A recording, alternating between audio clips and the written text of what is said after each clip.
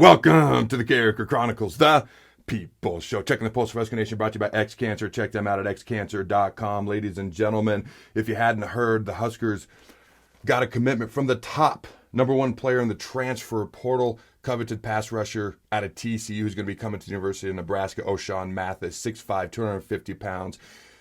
I did a gut reaction, so I'm not going to talk a bunch about him specifically, but two-time second-team All-Big 12 and a half career sacks. Admittedly, only had a limited number of sacks a season ago. That very, very, very much could have been due to how TCU used him. A lot of sports writers have flat out said, had we had him a year ago, we probably would have won this game, and they listed him out. I don't want to get cuckoo crazy, but I am going to tell you this right now. I was a high school quarterback. I was much higher recruited as a high school quarterback. Nebraska flat out told me I wasn't good enough to play there as a defensive end, but I like hitting people. I love defense, blue collar, in your face, smash mouth, bruises, can't walk right for the first 90 minutes when you wake up because you've been hitting people. I walked away from playing quarterback because I love defense and I love the X's and O's. Hey, math is easy, right? It's really not. But especially when they start putting the English language into it, aka algebra. But I love this stuff, so I will try to remain calm. But I do get excited about the potential of what Erik Chinander can do on the X's and O's now that he's got some weapons. Because we have not only one, but two guys who could potentially be all-conference type pass rushers, type players on this Husker team. Now, we haven't had one in almost a decade. You look at a guy like Garrett Nelson, 6'3", 245. Caleb Tanner, okay? A guy who's projected to start and who looks good. Now he's got to fight to get on the field, fight to earn a starting job, just like O'Shawn Mathis, 6'3", 225. And you got some young studs. Can they step up? Can they get in certain nickel and speed package situations to get after the quarterback? I'm going to tell you right now, Jamari Butler, 6'5", 245. He's a young freshman. When I watched him, he's the most physically gifted pass rusher we have right now. Watch out for him in the future. Hopefully they can develop him quicker and sooner rather than later. All right, and I've seen talented guys like that who've developed and some who haven't. I want to watch him specifically. Blaze Gunnerson, 6'5", 255. Okay, freshman as well. Nebraska Scout Team Player of the Year. Keep an eye on those guys. And back to Jamari Butler, he actually reminds me of Barry Turner from his freshman year when he was a freshman All-American, and he came in nickel situations. All right, so here's some of the things you can do when you have multiple pass rushers. Because up until now, Chinander's been pretty limited. Okay, now that you've got multiple potential pass rushers, there's different defenses you can run. This is called an over defense. Okay, and to be clear, these are all pass rush type situations because I would never put O'Shawn, Garrett, and Caleb all on the field at once if it's like first, second down running type situation, unless you got them at the backer situation. But a lot of these guys are edge rushers, defensive end type guys. If you're in a 3-4, they're outside backers. But I'm thinking getting after the quarterback, blitzes. Okay, because if you put these guys on the line, you start to get a little small, which is okay. When we were at the Rams, we had Leroy Glover, 285. Leonard Little was 250. We had James Hall, who was 260. I was the big guy at 290, and we played the Cowboys, who O-line averaged 365 pounds that year with Leonard Davis, Andre Giroud at center, and we blitzed them all over the place. We did not play them straight up, and we kicked the crap out of them because they were so confused.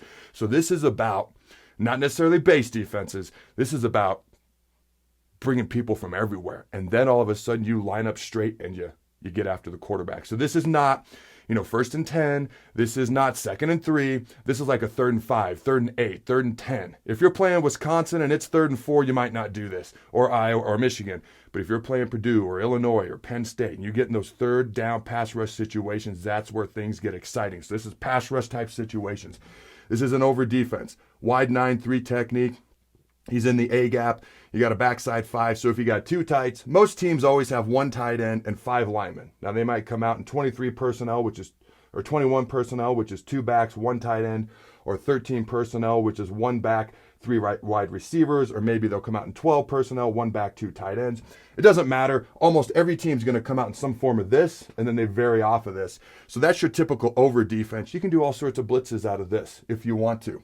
All right, you can stunt this 3 technique across. You can bring a backer off his butt.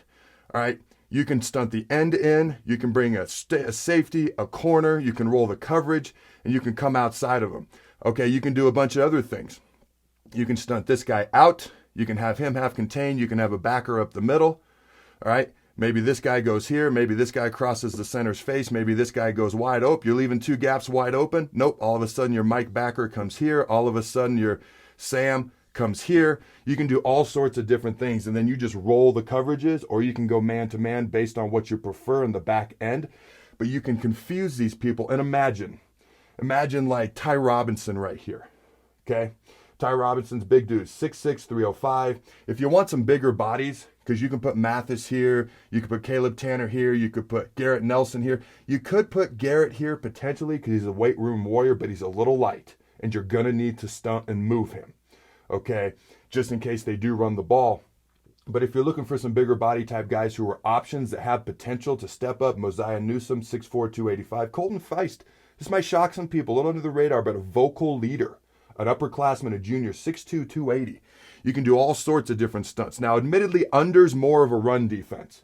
But you can do a long stick stunt, which is where you 1-2 gap blitz. This guy's going to cross the center's face. This guy's going to ricochet off the tackle for contain. Now you drop this end. And now your Sam backer, who's probably here, can be coming outside for contain. Your Mike can be coming off this end's butt. And then you're rolling the coverage or your man-to-man. This could be a strong safety. Okay, and maybe your Sam drops into the flats here. There's so many things you can do to confuse these guys in the appropriate situations. Again, we're not talking run downs or run situations. We're talking getting after the quarterback and getting off the field on third down, which Nebraska's defense needs to get better at, and our offense needs to get better at converting. But this is why third downs are the money downs. So nickel. This is where things get fun. This is your speed package. Now, typically, you're getting in pass rush type stances, pass rush alignment. So this is like what we call a wide 9.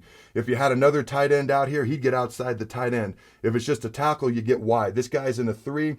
You can go 2-3 techniques, which is between the guard and tackle, but you are leaving that A gap, those A gaps wide open. So sometimes you line up on the inside eye of the guard called a 2-eye.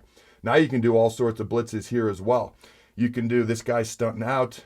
He's coming here. And now maybe your 2 inside backers, your linebackers, okay, maybe they're boom. Now that center's got a decision to make. Now you've got 1, 2, 3, 4 defenders on 1, 2, 3 guys. Now you're counting on a running back on offense to pick up a big-bodied backer or a D lineman or somebody like that. So most of the stuff, when you're talking about pass rush type situations, is out of that nickel.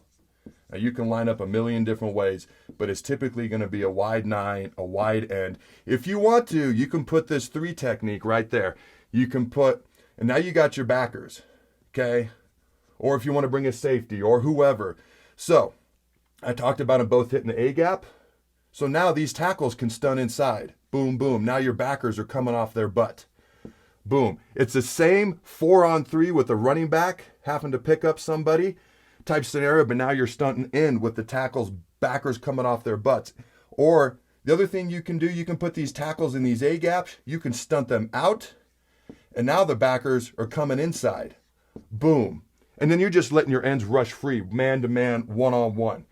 There's so many different things you can do. I've never done a video like this on defense because we haven't had the weapons to where you could really do stuff like this, which is exciting, okay? So now let's get in that same wide 3. Like this is 3rd and 10, just to be clear. All right, you can let these guys go one-on-one. They're just going to rush these tackles one-on-one, working edge, okay? Now, these ends, maybe they stun inside, okay? Maybe your Sam backer blitzes outside. Your Will backer blitzes outside, okay? Now, to be clear, you're bringing a lot of guys.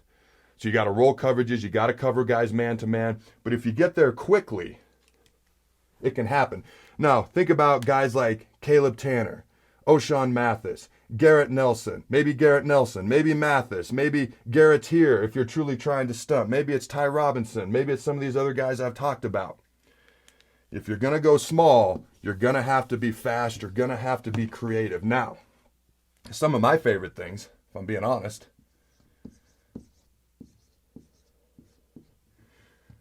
okay, we'll go the 2-eye here since we're not going to blitz on this particular one, okay?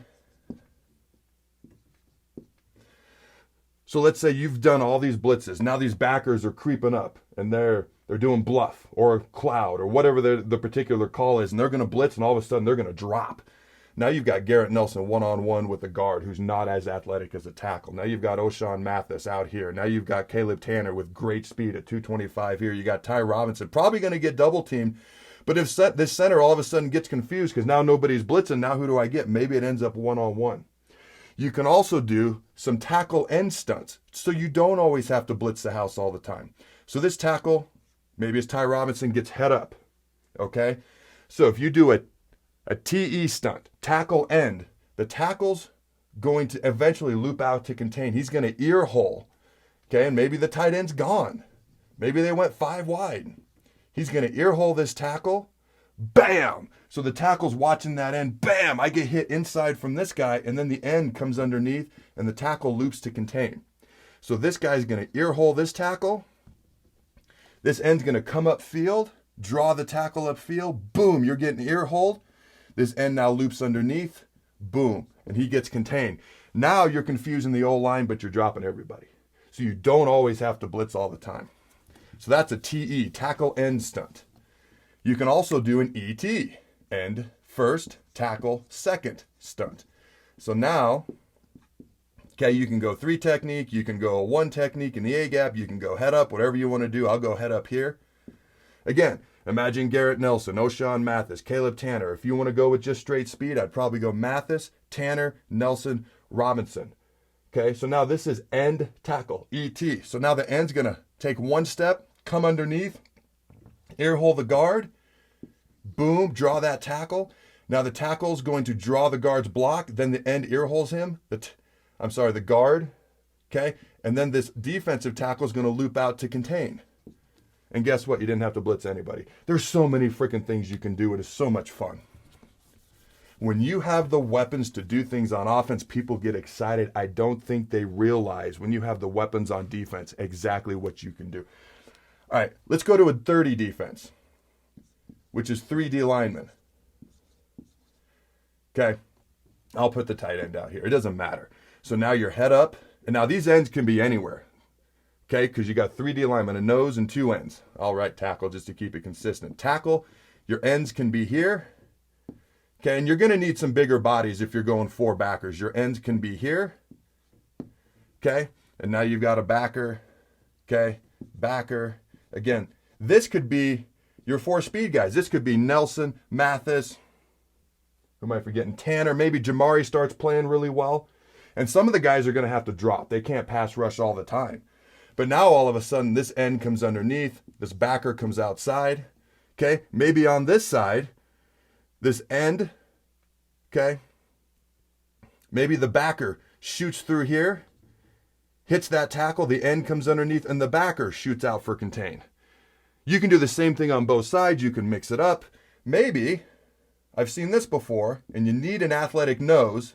These backers get in the gap, so you got a backer right here, and this nose pre-snap. They hit the gap, and maybe this nose just drops and covers the middle right there.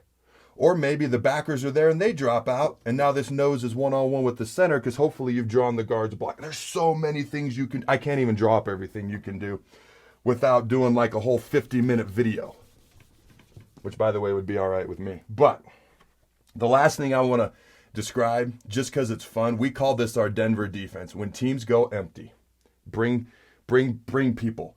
So here's what we would do. Our ends would actually go here, tackle, end. Then we bring a backer, and it all depended on what the offensive lineman did.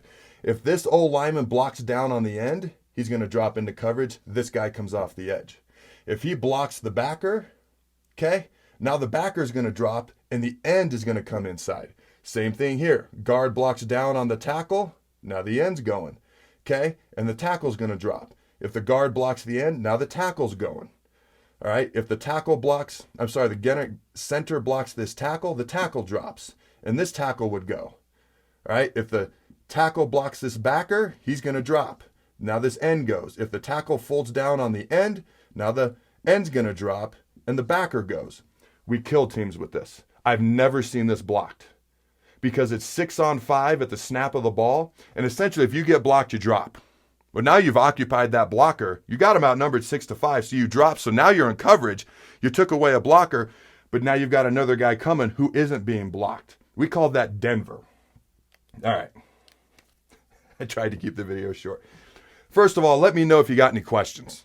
I hope that wasn't too confusing. I tried to go fast. But do me a favor, Hulk smash that like button if you're excited about what Eric Chinander can do with the pieces that he now has to the puzzle of his defense. Smash that like button. How can you not smash it? And also comment. I'm going to put out that Coach Osborne interview. All right. The plan is later this week, probably on Thursday, talking about the day-by-day documentary looking back at the 90s. Not just the wins, but the behind-the-scenes stuff that they had to overcome. All right, comment and let me know how excited you are for that. And some people are going to be like, oh, why are we talking about the 90s again? It's a lot of behind-the-scenes stuff. It's pretty cool. Until next time, Husker Nation, go big, red nose, remember, to the bone. This show is brought to you by X-Cancer. Join the fight at xcancerstore.com and support your loved ones, your neighbors, and cancer fighters all over the world and help them gain access to revolutionary treatments. xcancerstore.com has a wide variety of t-shirts and merchandise supporting a wide variety of cancer battles so you can show off the colors that matter. Proceeds from each purchase not only help those at home, but also cancer fighters in Tanzania, Africa. Check them out at xcancerstore.com.